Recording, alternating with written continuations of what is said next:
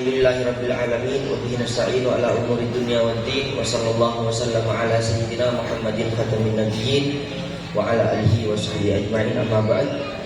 Tadi beliau menyampaikan berbagai kalimat yang sangat berfaedah dan hikmahnya sangat banyak untuk kita renungkan.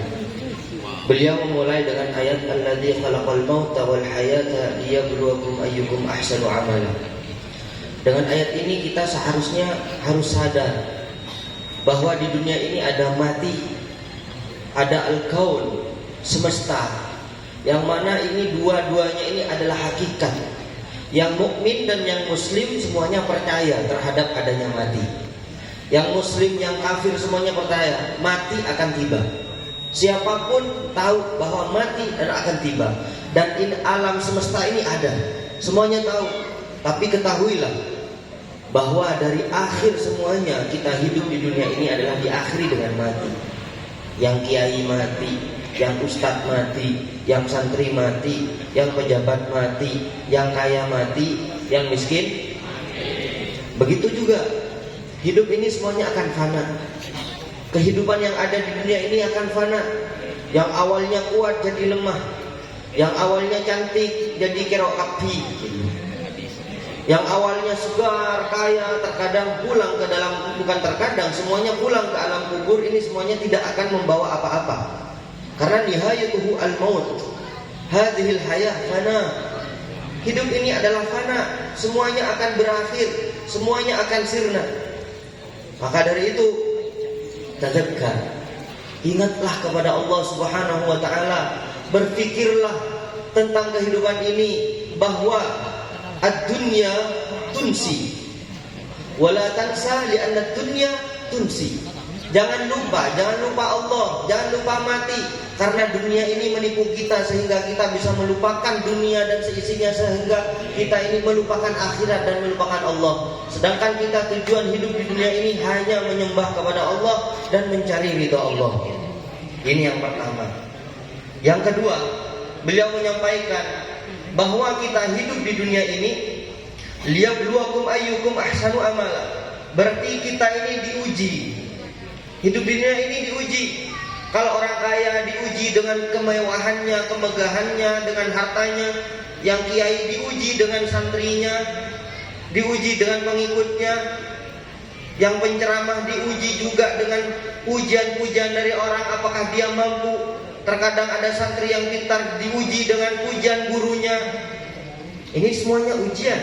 Jangan ketipu dengan apa yang telah kita dengan apa yang telah kita dengan apa ujian yang telah datang kepada kita. Itu bahasa Indonesia.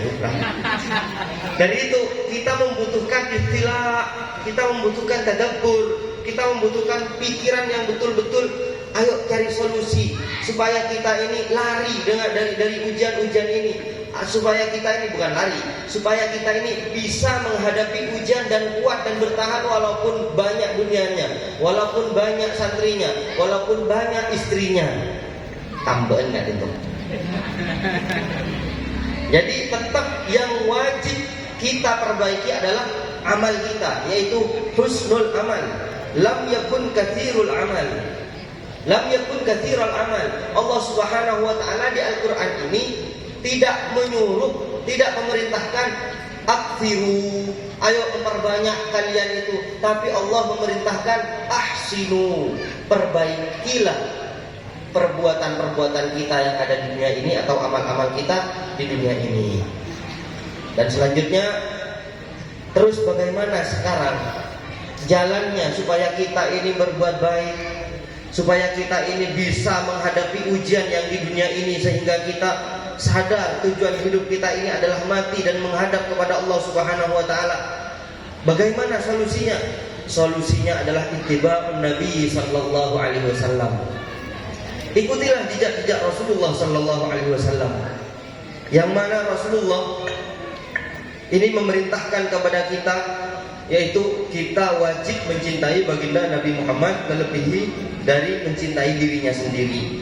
Beliau tadi menyebutkan hadis, qala sallallahu alaihi wasallam, la yu'minu ahadukum hatta akuna ahabba ilaihi min walidihi wa waladihi wan nas ajma'in. Ya hafal, cok lambo hafalan kan itu. Ci sekolah ujian masuk penikah lambo. Wancur hadis menikah. Jangan repot sinoles. Tidaklah sempurna iman salah satu dari kalian semua, melainkan kecuali kalian semua ini aku lebih dicintai daripada anaknya, daripada orang tuanya, daripada seluruh apa sisi dunia ini. Rasulullah nomor satu di hati kita. Ini adalah solusi yang sangat ampuh untuk memerangi ujian atau cobaan yang ada di dunia ini. Ikutilah jejak baginda Nabi Muhammad SAW. Ini sebagai tambahan dari saya, solusi. Karena terkadang kita itiba'un Nabi, kita ini mikirnya sesuatu harus tahajud, misalnya harus duha. Itu memang betul, memang sangat itu baik dan dianjurkan. Tapi kalau kita sebagai pemula, ayo kita ikuti kebiasaan baginda Nabi Muhammad SAW dan menghayal baginda dan ikuti dan niatkan baik hanya untuk mencintai Rasulullah. Jadi contoh, mau makan dengan tangan yang kanan, kita tidak dapat pahala kecuali ada niat di hatinya mengikuti Rasulullah karena cinta Rasulullah. Saya makan untuk bisa mencintai Rasulullah, pakai sandal diawali dengan kaki yang kanan.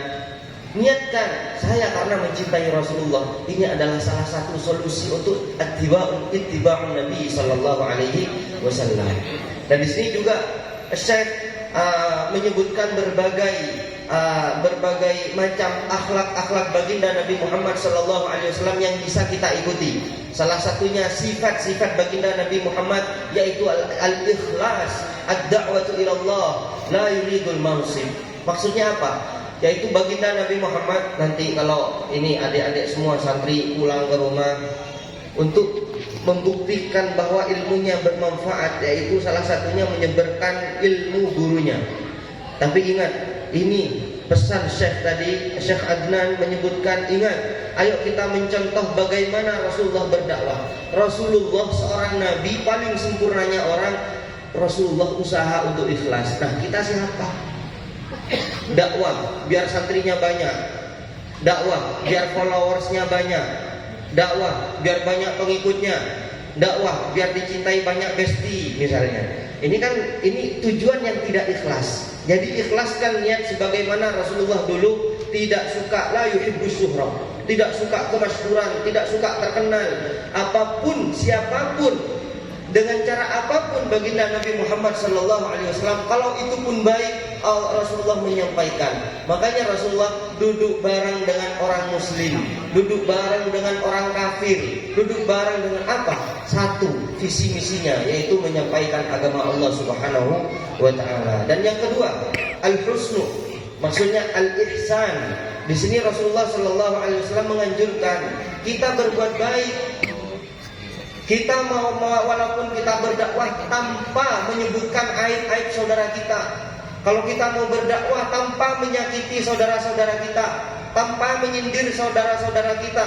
Karena apa? Ihsan ini tidak bisa kita terapkan kecuali sesuatu yang ada di badan kita ini baik.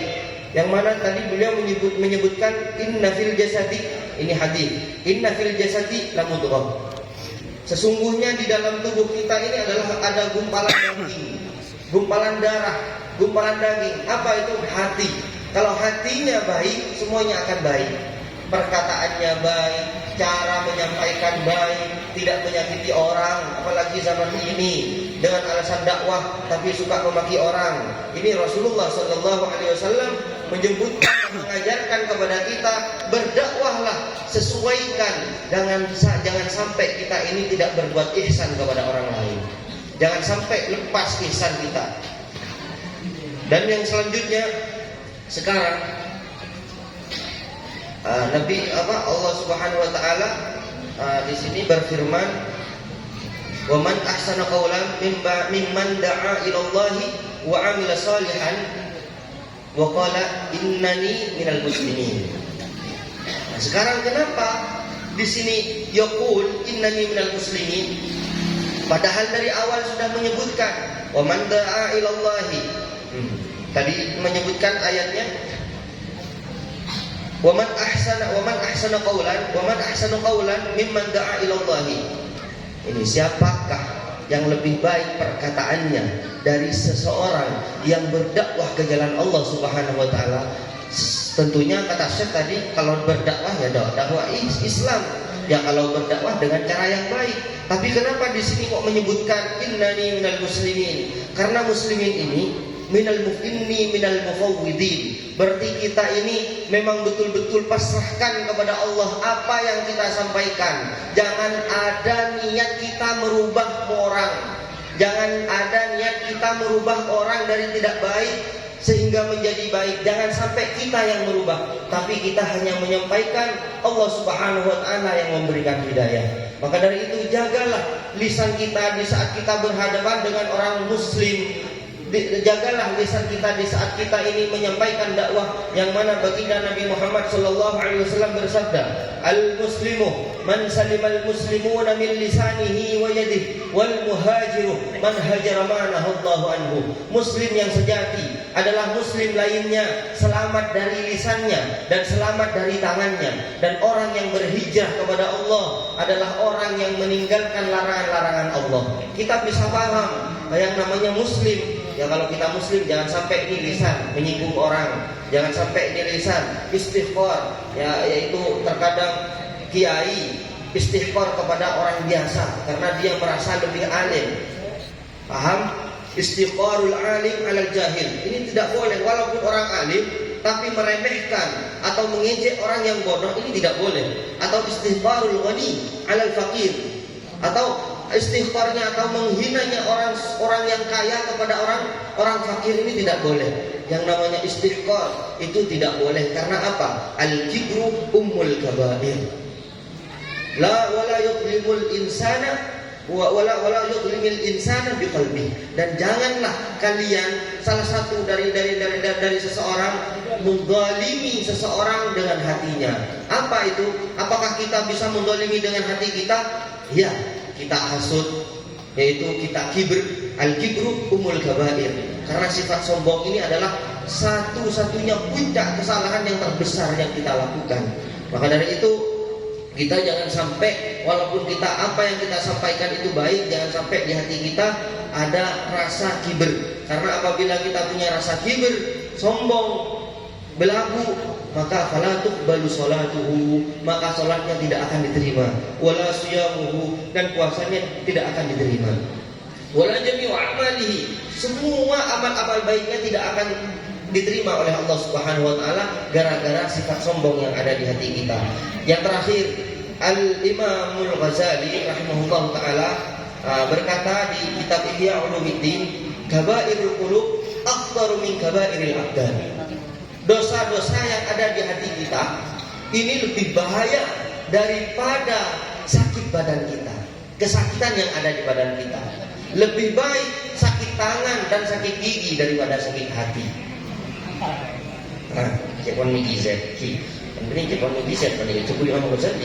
Lebih baik sakit gigi daripada sakit hati.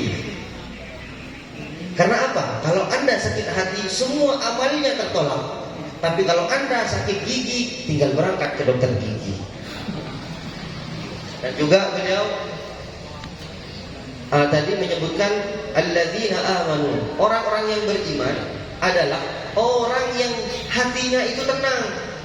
Karena Rasulullah bersabda, likulli syai'in saqala wa saqalatul qulubi dzikrullah. Segala sesuatu ini pasti ada pembersihnya. Ibaratkan baju, ada sikat untuk menghilangkan noda-noda hitam yang ada di baju, dan sikat untuk membersihkan kotoran hati adalah zikrullah, sering berzikir dan mengingat kepada Allah Subhanahu wa taala. Dari itu Nabi Muhammad diwahyukan oleh Allah Subhanahu wa taala, wa kullun naqussu 'alaika min amba'ir rusul. Jadi Rasulullah di sini diceritakan tentang cerita-cerita para nabi dari awal, sehingga Rasulullah bisa belajar untuk mempertahankan hatinya baginda Nabi Muhammad sallallahu alaihi wasallam. Zikrun Nabi ilajul qulub, bahwa mengingat Rasulullah sallallahu alaihi wasallam ini adalah obatnya hati. Jadi kita sering mengingat baginda Nabi Muhammad sallallahu alaihi wasallam. Maka dari itu Allah Subhanahu wa taala sebenarnya ini adalah salah satu obat yang diajarkan Syekh tadi. Yang pertama, sering-seringlah zikir kepada Allah. Dan obat yang kedua, sering-seringlah mencontoh baginda Nabi Muhammad dengan akhlaknya baginda, dengan sejarahnya baginda, cerita-cerita yang diriwayatkan oleh hadis yang sahih. Dan juga yang cerita yang ketiga, yang terakhir, ya ayyuhalladzina amanu ittaqullaha wa kunu ma'as-shadiqin. Wahai orang-orang yang beriman, ittaqullah, takutlah kalian semua kepada Allah, wa kunu, dan jadilah kalian semua itu dengan orang-orang yang jujur. Kejujuran ini penting. Yang namanya jujur ini sulit. Bagaimana caranya? Yaitu ma'iyatul ulama, selalu dekat kepada para orang-orang soleh, para warathatul anbiya, yaitu para ulama. Kalau santri ini sudah bertetangga dengan ulama, sudah punya ayah ulama, ini beliau mudirul ma'had, jangan jauh-jauh dari beliau. Ini adalah obat kalian untuk selamat dunia akhirat. Amin. Jadi karena kelak di akhirat tidak ada sesuatu yang bermanfaat. Harta walaupun anak itu tidak akan bermanfaat kalau hati kita kotor. Walaupun followersnya banyak itu tidak akan bermanfaat kelak di hari kiamat kecuali amal-amal yang baik. Mungkin ini yang bisa saya sampaikan, kurang lebihnya mohon maaf. Wabillahi taufiq wal hidayah. Wassalamualaikum warahmatullahi wabarakatuh.